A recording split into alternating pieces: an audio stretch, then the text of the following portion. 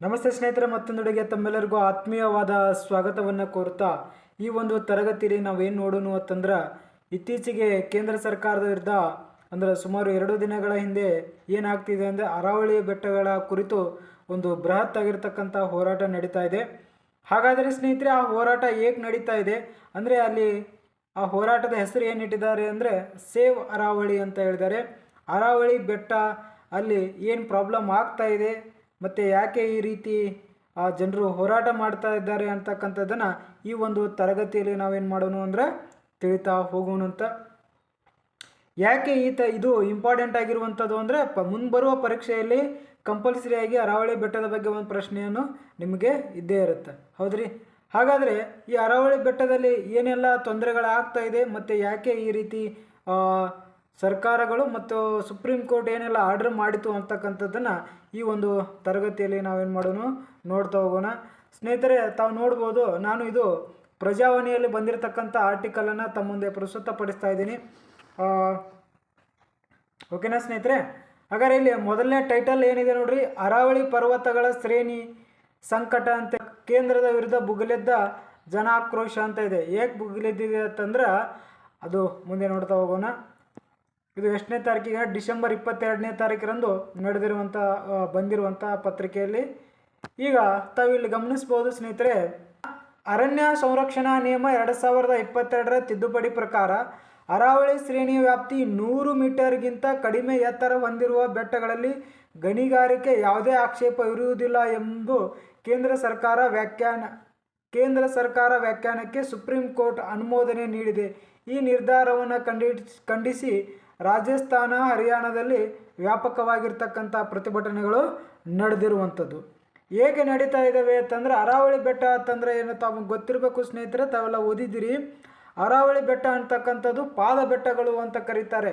ಹಿಮಾಲಯ ಬೆಟ್ಟಗಳು, ಮಧ್ಯ ಹಿಮಾಲಯ ಮತ್ತು ಪಾದ ಬೆಟ್ಟಗಳು ಅಂತ ಕರೀತಾರೆ. ಸಣ್ಣ ಪುಟ್ಟ ಬೆಟ್ಟಗಳನ್ನು ಪಾದ ಬೆಟ್ಟಗಳು ಅಂತೇಳಿ, ಅಥವಾ ಈಗೇನಂತ ಕರಿತಾ ಇದ್ದಾರೆ ಇದನ್ನು ಅಂತಂದ್ರೆ ಅರಾವಳಿ ಶ್ರೇಣಿ ಅಂತ ಕರೀತಾರೆ. ಅರಾವಳಿ ಶ್ರೇಣಿಯಲ್ಲಿ ಅತ್ಯಂತ ಎತ್ತರವಾಗಿರ್ತಕ್ಕಂಥ ಶಿಖರ ಯಾವುದು ಅಂತಂದ್ರೆ ಗುರು ಶಿಖರ ಏನಾಗಿದೆ ಸ್ನೇಹಿತರೆ, ಅತ್ಯಂತ ಎತ್ತರವಾಗಿರ್ತಕ್ಕಂಥ ಶಿಖರ. ಓಕೆನಾ? ಇಷ್ಟೆಲ್ಲ ನಮಗೆ ಗೊತ್ತಿರುವಂಥದ್ದು. ಈಗ ಏನಾಯಿತು, ಏಕೆ ಈ ಪ್ರಾಬ್ಲಮ್ ಆಯಿತು ಅಂತಂದರೆ, ಈ ಅರಣ್ಯ ಸಂರಕ್ಷಣಾ ನಿಯಮ ಅನ್ವಯ 2022ರ ತಿದ್ದುಪಡಿಯನ್ನು ಮಾಡಲಾಗ್ತಾ ಇದೆ. ಹಾಗಾಗಿ ಸರ್ಕಾರ ಏನು ಮಾಡಿತು ಅಂತಂದ್ರೆ ಒಂದು ಕಮಿಟಿಯನ್ನು ಮಾಡ್ತದೆ. ಆ ಕಮಿಟಿ ಏನು ಹೇಳುತ್ತೆ ಅಂತಂದ್ರೆ, ಇಲ್ಲಿ ಹಲವಾರು ಬೆಟ್ಟಗಳಿರುವಂಥದ್ದು, ಈ ಬೆಟ್ಟಗಳ ಎತ್ತರವನ್ನು ಏನು 100 ಮೀಟರ್ ಎತ್ತರವನ್ನು ಹೊಂದಿರತಕ್ಕಂಥ ಬೆಟ್ಟಗಳಿಗೆ ಮಾತ್ರ ಏನಂತ ಅಂದ್ರೆ ಅರಾವಳಿ ಬೆಟ್ಟಗಳಂತ ಕರೀತಾರೆ.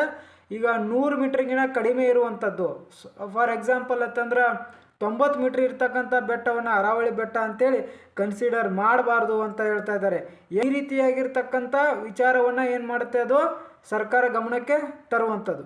ಸರ್ಕಾರ ಏನು ಮಾಡ್ತದೆ, ಅದು ವರದಿಯನ್ನು ಕೊಡ್ತದೆ. ಅದನ್ನು ಏನು ಮಾಡ್ತದೆ, ಆ ವರದಿ ಸುಪ್ರೀಂ ಕೋರ್ಟ್ ಏನು ಮಾಡ್ತದೆ ಅಂತಂದ್ರೆ ಆ ವರದಿಯನ್ನು, ಕೇಂದ್ರ ಸರ್ಕಾರದ ವರದಿಯನ್ನು ಕೋರ್ಟ್ ಅನುಮೋದನೆಯನ್ನು ನೀಡಿರುವಂಥದ್ದು, ಸುಪ್ರೀಂ ಕೋರ್ಟ್ ಅನುಮೋದನೆ ನೀಡಿರುವಂಥದ್ದು. ಹಾಗಾಗಿ ಈಗ ಹೋರಾಟ ನಡೀತಾ ಇದೆ. ಈ ಹೋರಾಟದ ಹೆಸರು ಏನಿಟ್ಟಿದ್ದಾರೆ ಅಂದರೆ ಸೇವ್ ಅರಾವಳಿ ಅಂತಕ್ಕಂಥ ಹೋರಾಟವನ್ನು ಪ್ರಾರಂಭ ಮಾಡಿದ್ದಾರೆ. ಈಗ ಗೊತ್ತಾಯ್ತು ನಿಮಗೆ, ಅರಾವಳಿಯಲ್ಲಿ ಯಾಕೆ ಹೋರಾಟ ನಡೀತಾ ಇದೆ ಅಂತಕ್ಕಂಥದ್ದು ನಿಮಗೆ ಗೊತ್ತಾಯಿತು. ಇನ್ನು ಇಲ್ಲಿ ಮುಂದುವರೆದು ತಾವು ಗಮನಿಸ್ಬೋದು, ಈ ಆರ್ಟಿಕಲನ್ನು ನಾವು ಓದಬೇಕಾಗುತ್ತೆ. ಅದನ್ನು ಓದಿ ನಿಮಗೆ ಹೇಳ್ತೀನಿ ನೋಡ್ರಿ. ಹರಿಯಾಣದ ಗುರುಗ್ರಾಮದಿಂದ ರಾಜಸ್ಥಾನದ ಉದಯಪುರದವರೆಗೆ ಪ್ರತಿಭಟನಾ ಮೆರವಣಿಗೆ ನಡೆಯುತ್ತಿತ್ತು. ಬೀದಿ ಪತ್ರಗಳನ್ನು ಹಿಡಿದು ಪ್ರತಿಭಟನಾಕಾರರು ಗುರುಗ್ರಾಮದಲ್ಲಿ ರಾಜ್ಯದ ಹರಿಯಾಣದ ಸಚಿವರಾಗಿರ್ತಕ್ಕಂಥ ರಾವ್ ನರಬೀರ್ ಸಿಂಗ್ ರವರ ನಿವಾಸದ ಮುಂದೆ ಶಾಂತಿಯುತವಾಗಿ ಪ್ರತಿಭಟನೆಯನ್ನು ನಡೆಸುತ್ತಿದ್ದಾರೆ. ಪ್ರತಿಭಟನೆಯಲ್ಲಿ ಹೆಚ್ಚಿನ ಸಂಖ್ಯೆಯಲ್ಲಿ ಪರಿಸರ ಕಾರ್ಯಕರ್ತರು, ಸಾಮಾಜಿಕ ಸಂಘಟನೆ ಸದಸ್ಯರು ಮತ್ತು ಸ್ಥಳೀಯರು ಏನು ಮಾಡಿದ್ದಾರೆ, ಭಾಗವಹಿಸಿದ್ದಾರೆ ಅಂತೇಳಿ ಹೇಳ್ತಾ ಇದ್ದಾರೆ. ಅರಾವಳಿ ಶ್ರೇಣಿಯ ಬಗ್ಗೆ ಕೇಂದ್ರ ಹೊಸ ವ್ಯಾಖ್ಯಾನ ಪರಿಸರ ಸಮತೋಲನಕ್ಕೆ ಹಾನಿಕಾರಕವೆಂದು ಪರಿಸರ ಹೋರಾಟಗಾರರು ಕಳವಳವನ್ನು ವ್ಯಕ್ತಪಡಿಸಿದ್ದಾರೆ ಅಂತ ಹೇಳ್ತಾ ಇದ್ದಾರೆ. ಈ ಹೊಸ ವ್ಯಾಖ್ಯಾನವನ್ನು ವಿರೋಧಿಸಿ ಉದಯಪುರದಲ್ಲಿ ವಕೀಲರು ಬೀದಿಗಿಳಿದಿದ್ದಾರೆ ಅಂತೇಳಿ ಕೊಟ್ಟಿರುವಂಥದ್ದು. ಬ್ಯಾನರ್ ಮತ್ತು ಫಲಕಗಳನ್ನು ಹಿಡಿದು ಪ್ರತಿಭಟನಾಕಾರರು ಅರಾವಳಿ ಉಳಿಸಿ ಅಂತೇಳಿ, ಏನ್ರಿ ಹೆಸರು, ಅರಾವಳಿ ಉಳಿಸಿ, ಭವಿಷ್ಯವನ್ನು ಉಳಿಸಿ ಮತ್ತು ಅರಾವಳಿ ಇಲ್ಲದೆ ಬದುಕಿಲ್ಲ ಎಂಬ ಘೋಷಣೆಯನ್ನು ಕೂಗಿದರು. ಅದಲ್ಲದೆ ಹೊಸ ವ್ಯಾಖ್ಯಾನವನ್ನು ಅನುಮೋದನೆ ನೀಡಿರುವ ಅನುಮೋದಿಸಿರುವತಕ್ಕಂಥ ಸುಪ್ರೀಂ ಕೋರ್ಟ್ ಆದೇಶದ ಬಗ್ಗೆಯೂ ಅವರು ತೀವ್ರ ಕಳವಳವನ್ನು ವ್ಯಕ್ತಪಡಿಸಿದ್ದರು ಅಂತ ಹೇಳ್ತಾ ಇದ್ದಾರೆ.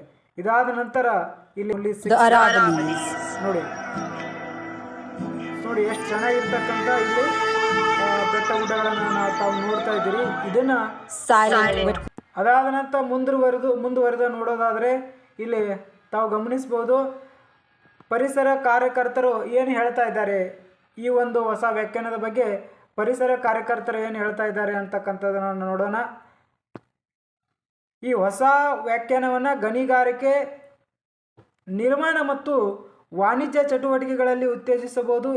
ಇದರಿಂದಾಗಿ ಅರಾವಳಿ ಶ್ರೇಣಿಯ ನೈಸರ್ಗಿಕ ಸೌಂದರ್ಯ ನಾಶವಾಗುವ ಅಪಾಯವನ್ನು ಹೆಚ್ಚಿಸ್ತದೆ ಅಂತ ಹೇಳ್ತಾರೆ.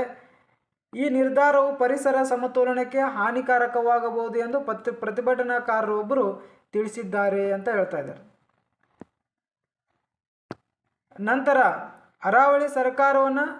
ಅರಾವಳಿಯನ್ನು ಸರ್ಕಾರ ಸಂಪೂರ್ಣವಾಗಿ ಸಂರಕ್ಷಿತ ಪ್ರದೇಶವೆಂದು ಘೋಷಿಸಬೇಕು ಮತ್ತು ಕಟ್ಟುನಿಟ್ಟಾದ ಸಂರಕ್ಷಣಾ ನೀತಿಯನ್ನು ಜಾರಿಗೆ ತರಬೇಕೆಂದು ಅವರು ಒತ್ತಾಯಿಸ್ತಾರೆ. ಇದರ ಜೊತೆಗೆ ಅಭಿವೃದ್ಧಿ ಹೆಸರಿನಲ್ಲಿ ಪ್ರಕೃತಿಯೊಂದಿಗೆ ರಾಜಿ ಮಾಡಿಕೊಳ್ಳಲಾಗದು. ಮುಂದಿನ ಪೀಳಿಗೆಯ ಸುರಕ್ಷಿತ ಭವಿಷ್ಯಕ್ಕಾಗಿ ಅರಾವಳಿ ಸಂರಕ್ಷಣೆ ಮುಖ್ಯ ಎಂದು ಪ್ರತಿಭಟನಾಕಾರರು.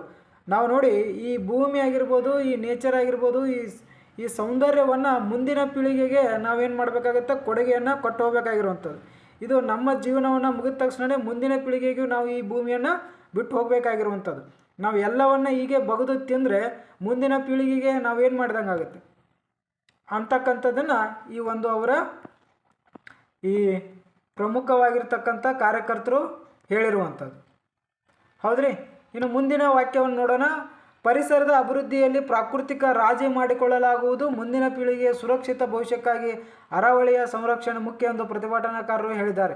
ಹಾಗಾದರೆ ಸ್ನೇಹಿತರೆ, ಏನಿದು ಅರಾವಳಿಯಲ್ಲಿ ಇರ್ತಕ್ಕಂಥ ಗೊಂದಲವನ್ನು ಈಗ ಕ್ಲಿಯರ್ ಆಗಿ ಇಲ್ಲಿ ಕೊಟ್ಟಿದ್ದಾರೆ ನೋಡ್ರಿ. ಅರಾವಳಿ ಶ್ರೇಣಿಯ ವ್ಯಾಪ್ತಿ 100 ಮೀಟರ್ಗಿಂತ ಕಡಿಮೆ ಎತ್ತರದಲ್ಲಿರುವ ಬೆಟ್ಟಗಳಲ್ಲಿ ಗಣಿಗಾರಿಕೆಗೆ ಯಾವುದೇ ಆಕ್ಷೇಪ ಇರುವುದಿಲ್ಲ ಎಂದು ಕೇಂದ್ರ ಸರ್ಕಾರದ ಕ್ರಮವನ್ನು ರಾಜಸ್ಥಾನದ ವಿಧಾನಸಭಾ ವಿರೋಧ ಪಕ್ಷದ ನಾಯಕರಾಗಿರ್ತಕ್ಕಂಥ ಟೀಕಾ ರಾಮ್ ಜೋಲಿ ಟೀಕಿಸಿದ್ದಾರೆ. ಅರಾವಳಿಯ ಶ್ರೇಣಿಯ ಮರುಭೂಮೀಕರಣವನ್ನು ತಡೆಗಟ್ಟುವಲ್ಲಿ, ಅಂತರ್ಜಲ ಮಟ್ಟವನ್ನು ಕಾಯ್ದುಕೊಳ್ಳುವಲ್ಲಿ ನಿರ್ಣಾಯಕ ಪಾತ್ರ ವಹಿಸಿದ್ದು, ಹೊಸ ವ್ಯಾಖ್ಯಾನವು ಭಾರೀ ಪರಿಸರ ಹಾನಿ ಮತ್ತು ಮರುಭೂಮೀಕರಣಕ್ಕೆ ಕಾರಣವಾಗಬಹುದು ಎಂದು ಎಚ್ಚರಿಸಲಾಗಿದ್ದಾರೆ. ಒಂದೆಡೆ ತಾವು ತಾಯಿಯ ಹೆಸರಿನಲ್ಲಿ ಇಂದು ಸಸಿ ಎಂದು ಅಭಿಮಾನವನ್ನು ನಡೆಸುತ್ತಿದ್ದೀರಿ, ಮತ್ತೊಂದೆಡೆ ನಿಮ್ಮ ಸ್ನೇಹಿತರಿಗಾಗಿ ಲಕ್ಷಾಂತರ ಮರಗಳನ್ನು ಕಡಿತಿದ್ದೀರಿ. ಇದು ತಪ್ಪು. ಅರಾವಳಿಯ ರಾಜಸ್ಥಾನದ ಜೀವನಾಡಿ. ಈ ಪರ್ವತ ಶ್ರೇಣಿ ಇಲ್ಲದಿದ್ದರೆ ದೆಹಲಿ ಇಡೀ ಪ್ರದೇಶವು ಮರುಭೂಮಿಯಾಗುತ್ತಿತ್ತು ಎಂದು ವಿಜ್ಞಾನಿಯೊಬ್ಬರು ಒಪ್ಪಿಕೊಂಡಿದ್ದಾರೆ ಎಂದು ತಿಳಿಸಿದ್ದಾರೆ.